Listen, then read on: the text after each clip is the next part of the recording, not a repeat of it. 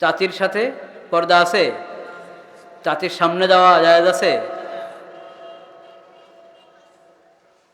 ফুফির সামনে যাওয়া জায়েজ আছে, খালার সামনে যাওয়া জায়েজ আছে, মামির সামনে যাওয়া জায়েজ দেয়। মামির সামনে যাওয়া যাবে না, চাচির সামনে যাওয়া যাবে না। খালা শাশুড়ি যাওয়া যাবে না। শাশুড়ি শুধু একজন।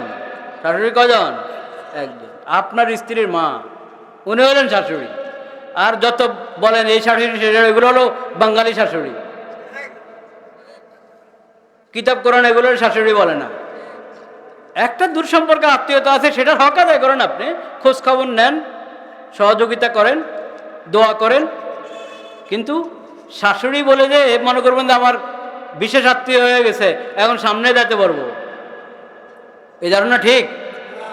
খালা শাশুড়ি, মামি শাশুড়ি, চাচি শাশুড়ি, ফুফি শাশুড়ি, আরও কত শাশুড়ি দুনিয়াতে আছে। কোনো শাশুড়ি শাশুড়ি না। পর্দার দিক থেকে কোনো শাশুড়ি কি না? শাশুড়ি না। সবার সঙ্গে পর্দা করতে হবে। এরকমভাবে আপনার স্ত্রীর জন্য শ্বশুরকে, শুধু আপনার বাপ, আপনার বাপ হলো শ্বশুর, আপনার চাচা, ওনার চাচা শ্বশুর, আপনার খালু, ওনার খালু শ্বশুর। বলেন আমাদের দেশে তো সবই শ্বশুর, বিশাল তালিকা শ্বশুরের, কিন্তু ওই তালিকা কোনো দাম নেই, পর্দার ক্ষেত্রে কোনো কি নেই। চাচা শ্বশুরের সামনে যাওয়া যাবে না, খালা শাশুড়ি, খালু শাশুড়ের শ্বশুরের সামনে যাওয়া যাবে না, মামা শ্বশুরের সামনে যাওয়া যাবে না। ফুফা শ্বশুর মানে আপনার স্ত্রীর ফুফা, ওনার সামনেও যাওয়া যাবে না।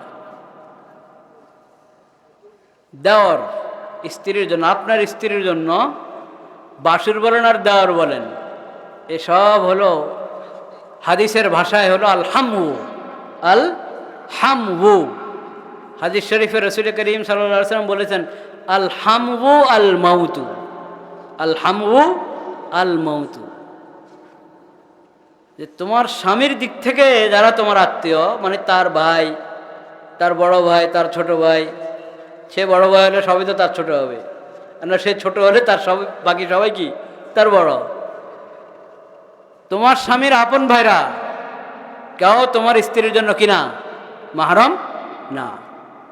তাহলে তোমার ভাইয়ের চাচাতো ভাই যারা, তোমার ভাইয়ের খালাতো ভাই যারা, তোমার ভাইয়ের মামাতো ভাই, ফুফাতো ভাই, হ্যাঁ চাচাতো বললো তো হয় না, তো দুইটা চাচাতো জ্যাঠাতো, কেউ আপনার স্ত্রীর জন্য কিনা মাহরম না। সবাই আল হামু, সবাই কি আল হামু হাদিসের ভাষায়।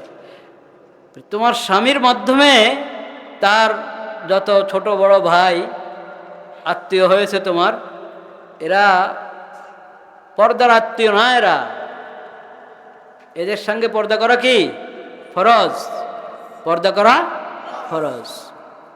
এদেরকে মৃত্যুর মতো ভয় করো। কিসের মতো?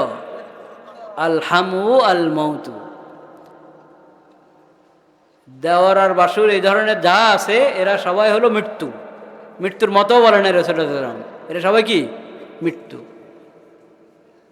মৃত্যুর মতো এভাবে বলা হয়নি, কাল মাউতি বলে না। দেখেন যদি হাদিসের শব্দটা হয়তো আল হামু কাল মাউতি, দেওয়ার বাসুররা মৃত্যুর মতো, হাদিসে বলে না যে মৃত্যুর মতো, বলেছে একবারে সাক্ষাৎ মৃত্যু। তুমি মরে যাওয়া যেমন মুসিবত, ঠিক ওরকম মুসিবত যদি তুমি দেওয়ারের সাথে দেখা দাও, মরে যাওয়া যেমন মুসিবত, ঠিক ওরকম মুসিবত যদি বাসুরের সাথে দেখা দাও। এখন যদি আপনার এই মা, আপনার মা অর্থাৎ আপনার স্ত্রীর শাশুড়ি, উনি যদি সহযোগিতা না করে পর্দা করার জন্য, তো হবে? হ্যাঁ কি হয়েছে, যাস না কয় না, অসুবিধা কি? তোর কি নাম ডাকে, তোর ভাইয়া না, সবাই তো ভাইয়াদান ভাইয়াদান করতে হয়, বড় ভাইয়াদান ছোট ভাইয়াদান সবাই ভাইয়াদান বলেন, ভাইয়াদান ভাইয়াদান তো পুরো দুনিয়ায় মেয়া, যার ইমান আছে সে তো ভাই, যার ইমান আছে সেই তো আমার ভাই নাকি? আল মুমিনুনা ইখওয়া নাকি? সব মুমিনই তো ভাই, তো সবার সাথে আপনি দেখা দিবেন নাকি? এখন স্বামীর বড় ভাইরাও ভাইদান, ছোট ভাইরাও ভাইদান, ছোট ভাইদান, বড় ভাইদান, মেজো ভাইদান, সবাই ভাইদান। এই ভাইদান আপনি বলেন ঠিক, বলতে পারেন, কিন্তু পর্দার বিধান না আপন জায়গায়। এদের সবার সঙ্গে পর্দা করা জরুরি, কারো সামনে যাওয়া কি নাই, জায়েজ নেই। এগুলো কি আসলে কঠিন? বিধান কি কঠিন? কঠিন না, বিলকুল কঠিন না, একবারে সহজ। খালি নিয়তের দরকার, হিম্মতের দরকার, সৎসাহসের দরকার, আর কিছু না। পাকা নিয়ত করেন, আপনি সহযোগিতা করেন আপনার ছেলের বউদের, আপনার ছেলের বউদের সহযোগিতা করেন, তারা যাতে পর্দাতে থাকতে পারে।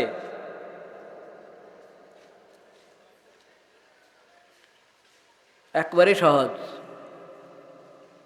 বলবেন যে শাশুড়ি অনেক সময় অসুস্থ থাকে, তো এখন দেওরদেরকে কে খাবার আগায় দিবে? দেওরদেরকে আগায় দিতে হবে কেন খাবার? আমি আমার কথা বলি আপনাদেরকে, আমি কোনো সময় আমার মাকে বলি নাই, অন্যদেরকে দূর কথা, আমার মাকে বলি না যে মা আমার ভাত পাতিল থেকে ভাত নিয়ে যান, ভাত বাড়ি দেন, খাইও, আর ভোক লাগছে, আমার ভোক লাগছে, আমি পাতিল আছে, আল্লাহর রহমত, রান্না যদি থাকে আছে, নিজে নিয়ে খেয়ে ফেলি। মারাই তো কষ্ট দেওয়ার দরকার নেই। আবার আপনার ভাবেই আপনাকে দিতে হবে খাবার, এটা কেমন কথা? ভাবেই খাবার দিতে হবে কেন? আচ্ছা, তারপরও দেখেন, শরীয়ত কিন্তু কঠিন করে নাই, শরীয়ত কঠিন করে না। আমি না বললাম যে দেওয়ার দরকার কি, কথা ঠিক, যৌক্তিক কথা, কিন্তু এরপরও সবার কি আর একরকম হয়নি। অনেকে চায় যে না, নিজে নিয়ে খেতে পারবো না, ওর দেওয়া হোক। তখন ওর মা আপনার অসুস্থ, দিতে পারছে না, তো ঘরে ভাবি আছে, ভাবিই দিবে, তো ঠিক আছে, ভাবি দেখ।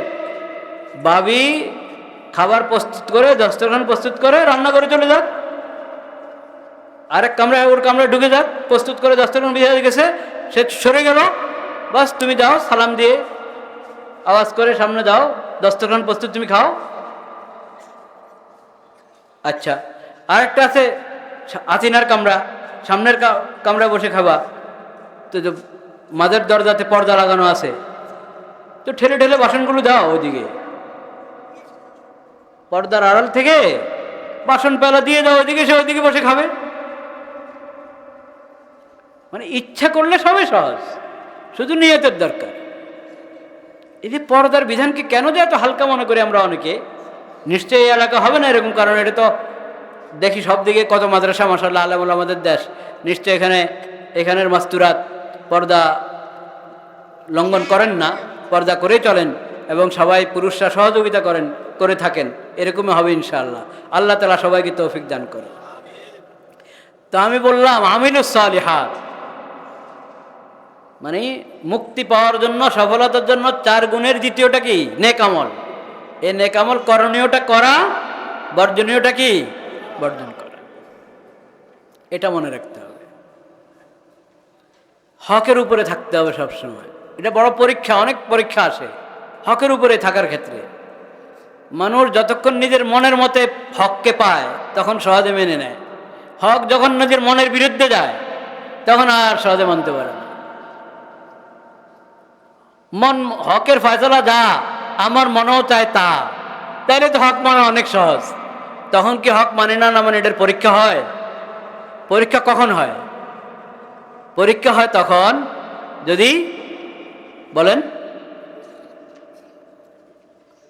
হকের দাবি একটা, আমার মনের দাবি আরেকটা। আমার মনে চায় অন্যটা, হকের দাবি যেটা আমার মনের চায় অন্যটা। হকের দাবি আর আমার মনের চাহিদা এই দুটো যদি বিরোধ লাগে তখন হলো ইমানের পরীক্ষা। তখন ইমানের পরীক্ষা, তখন হককে আমি পছন্দ করি কিনা, হকের মহব্বত আমার মধ্যে আছে কিনা, হকের উপর আমি থাকতে চাই কিনা, তখন হলো পরীক্ষা। ওই পরীক্ষাতে পাস করতে হবে। এমনি সবসময় আপনি হকের সঙ্গে আছেন, ওটা পরীক্ষা না মেয়া। পরীক্ষা হলো যখন হক আপনার বিরুদ্ধে পড়বে, আপনার মনের বিরুদ্ধে যাবে যখন হকের ফয়সালা, তখন আপনি হকের ফয়সালা গ্রহণ করেন কিনা, ওটা হলো পরীক্ষা। তখন হকের উপরে থাকা মজবুতির সাথে, তখন সবর ধরে হকের উপরে থাকা, এটা হলো হকের উপরে থাকার নাম। আল্লাহ তাআলা আমাদের সবাইকে তৌফিক নসিব করে। ছোট্ট একটা হাদিস বলে আমি শেষ করে দিচ্ছি। রাসূল করিম সাল্লাল্লাহু আলাইহি ওয়াসাল্লাম বলেছেন, আরবাউন ইযা কুন্না ফীকা ফালা আলাইকা মা ফাতাকা মিনাদ দুনিয়া। চারটা গুণ হাসিল করো। এই চারটা তো শুনলেন, আগে চারটা শুনছেন না? ওই চারটার মধ্যে দ্বিতীয়টা কি বলেন? দ্বিতীয়টা নেক আমল, আমলে সালেহ শুনুন নাই? এই আমলে সালেহের মধ্যে তো বিশাল তালিকা, করণীয় বর্জনীয় তালিকা লম্বা না?